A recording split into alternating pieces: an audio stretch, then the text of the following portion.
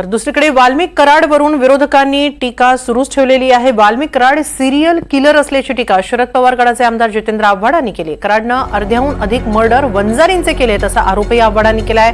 वाल्मिक कराडला मोकाट सोडण्यात आलं होतं असा दावा देखील आव्हाडांनी केलाय। पण गीते म्हणजे गीतेविरुद्ध आंधळे जी मर्डर केस आहे परळीमधली, त्याच्यामध्ये इन्स्पेक्टर कोण होता? महाजन। तोच महाजन आज मत्सा चौकमध्ये ऑफिसर आहे।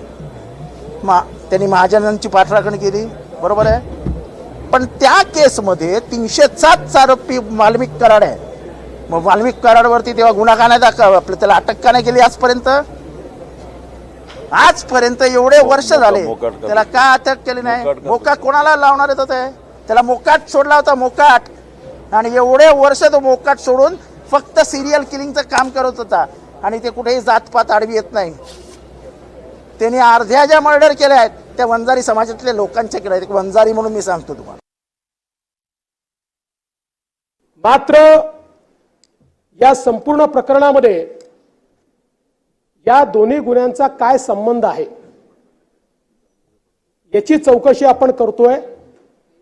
मी या निमित्ताने या सभागृहाला आश्वस्त करू इच्छितो, हा जो काही गुन्हा घडलाय याचा मास्टर माइंड कोणीही असला तरी त्याच्यावर कारवाई केलीच जाईल।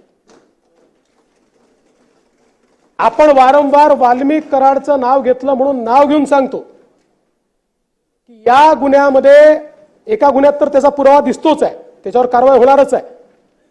पण याही गुन्ह्यामध्ये जर वाल्मिक कराड बद्दलचे पुरावे असतील तर तो कोण आहे, कुठल्या पक्षाचा आहे, कोणाकोणासोबत फोटो आहे, सगळ्यांसोबतच आहे।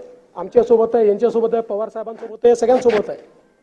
कोणासोबत फोटो आहे याचा विचार न करता कारवाई केली जाईल।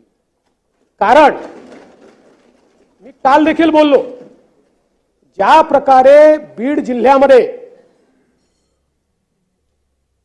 अराजकाचं राज्य तयार करण्याचा प्रयत्न होतोय आणि विशेषतः काही सदस्यांनी सांगितलं, सुरेश अण्णांनी देखील सांगितलं, कोणावरही 307 लावायच्या, कोणावरही वेगवेगळ्या केसेस लावायच्या। मला असं वाटतं की अतिशय चुकीचं या ठिकाणी घडतं आहे आणि पोलीस प्रशासनाची जबाबदारीच आहे। मी काल देखील डीजींना सांगितलं की याचा दोष हा पोलीस प्रशासनाचा देखील आहे।